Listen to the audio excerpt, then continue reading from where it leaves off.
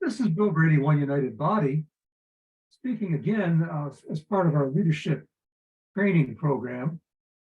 We'll talk today about your journey into leadership. We'll talk about the beginning and some of the progression that's involved with it. I've already talked about the 4 faces of God in a previous video. We'll talk more about the parts of your leadership journey that precede functioning in the 4 faces of God. So an apostle comes to town, the apostle sows, gathers, teaches, make sure you get trained up to be able to see and hear the voice of God, sends some of you out for the beginnings of leadership training.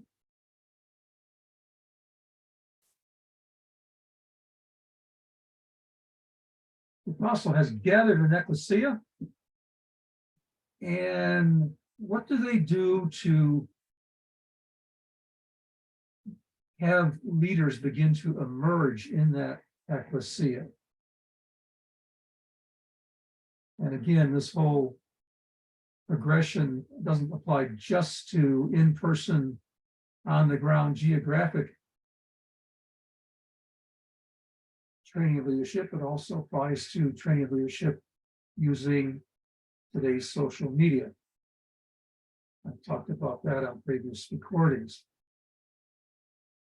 So the first thing is to realize that Yeshua came to serve and not to be served. So the first thing that is part of our leadership training is actually preparation for leadership, is that we become a servant. I look back on my life and I can see many, many ways that I served before I led. These can include things that you do as a job. It can include your function within your family, within an ecclesia.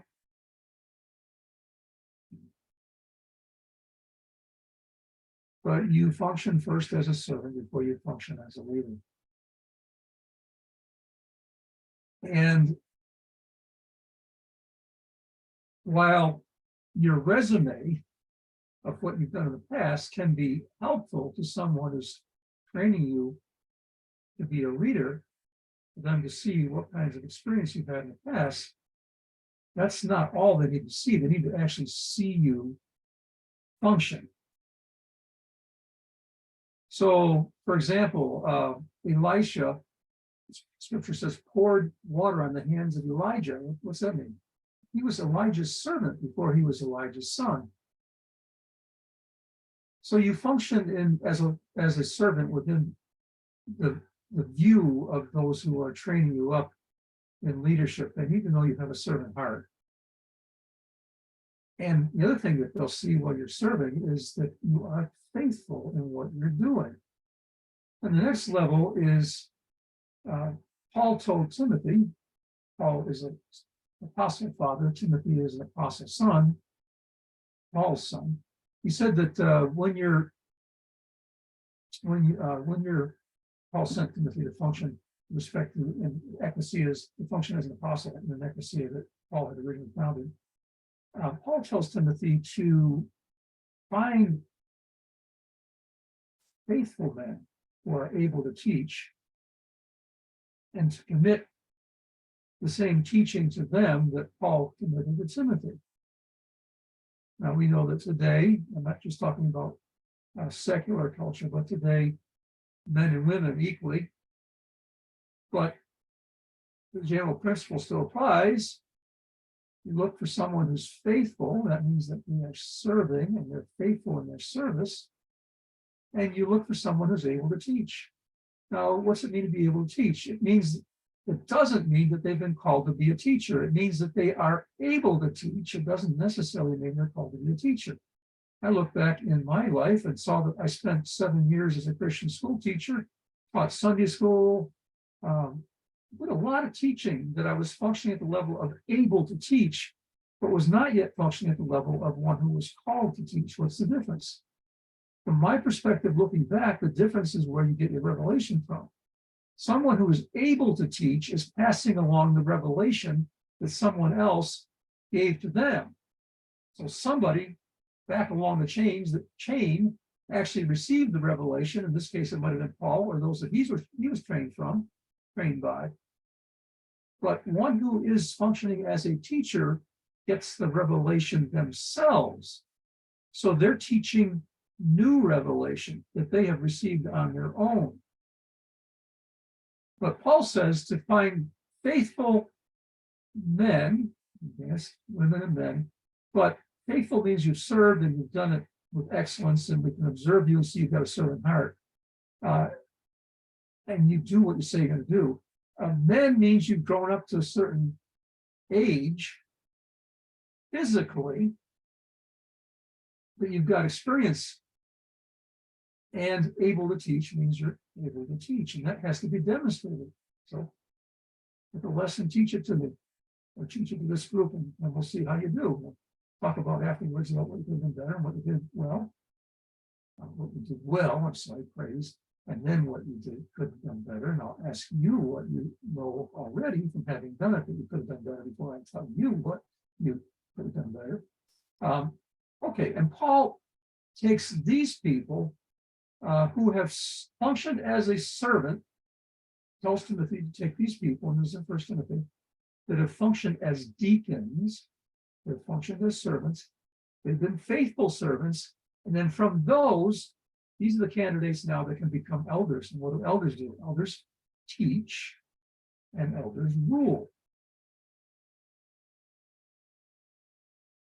From those who are elders, what happens is some grow up to be visibly now functioning as evangelists, shepherds, teachers, prophets, and apostles. That's where these folks that are going to function in these callings emerge from, is from the elders. So then we've got the evangelists, shepherds, teachers, prophets, and apostles functioning in leadership.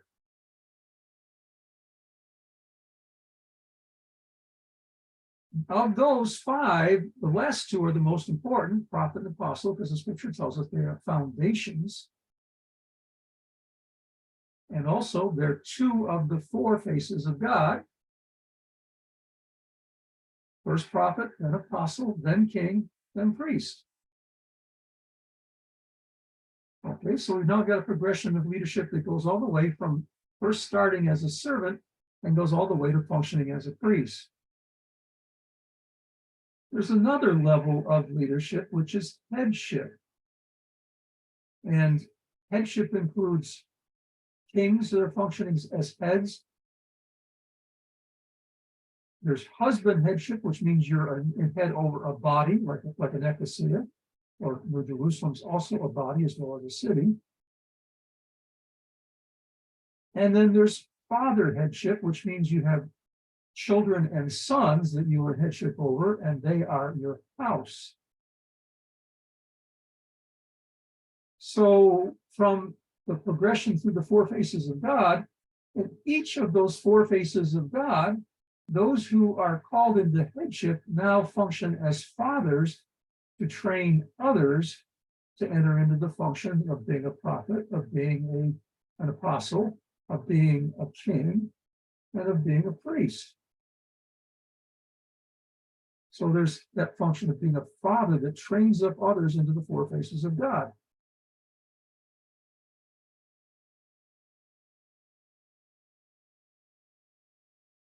Fathering goes beyond that. There's other levels of fathering that are even higher than that.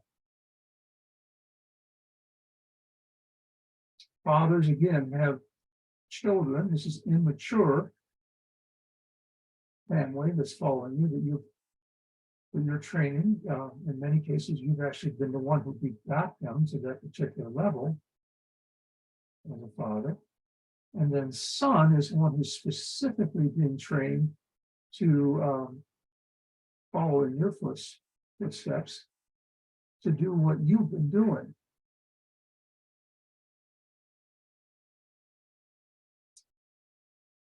Again, let's make mention that you can be a prophetic person and not be a prophet. You can be an apostolic person and not be an apostle, and most are. You can be a king, but not be a king who functions in headship as a father to train others. And you can be a priest, but not be a priest that functions in headship to train others. So I see three general functions in each identity. The first one is that you are receiving from someone who is sowing into you and or fathering you.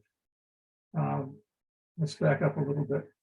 Someone who's functioning as a prophet, apostle, king, and priest. You're receiving from them.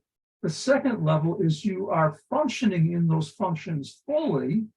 And the third level is a headship level where you're functioning as a father who is training others to function in that level of function. And actually, there's a fourth level, which I call elder.